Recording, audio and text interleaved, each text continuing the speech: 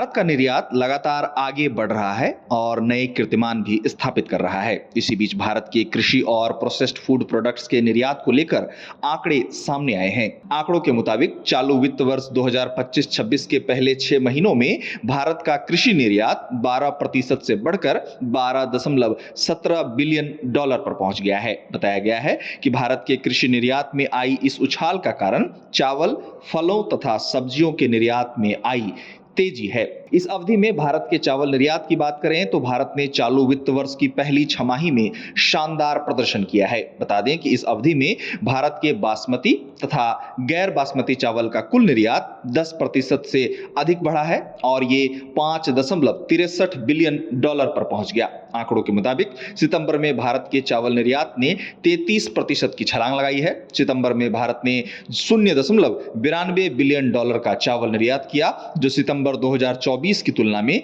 33% अधिक है। इसके अलावा इस अवधि में भारत के अन्य कृषि उत्पादों के निर्यात के आंकड़ों की बात की जाए तो पहली छमाही में भैंस के मांस, डेयरी और पोल्ट्री उत्पादों के शिपमेंट में 22% की तेजी के साथ ये 2.74 बिलियन डॉलर हो गया। इसके साथ ही वित्त वर्ष 2025-26 की पहली छमाही में भारत द्वारा फलों और सब्जियों का निर्यात 9% से अधिक बढ़कर 1.86 बिलियन डॉलर पर पहुंच गया है। भारत द्वारा काजू का निर्यात भी बड़ी मात्रा में किया जाता है, जहां पहली छमाही में भारत के काजू निर्यात में 8% की तेजी आई है और ये 138 मिलियन डॉलर पर पहुंच गया। अब भारत के कृषि उत्पादों के निर्यात में आई तेजी के कारणों की बात करें तो इसको लेकर कहा जा रहा है कि सरकार द्वारा चावल पर लगाए गए प्रतिबंध को हटाए जाने से चावल के निर्यात में तेजी आई है। जहां तक भारत के कृषि उत्पाद की बात है तो भारत के कृषि उत्पादों की मांग लगातार विदेशी बाजारों में बढ़ रही है और यही कारण है कि भारत के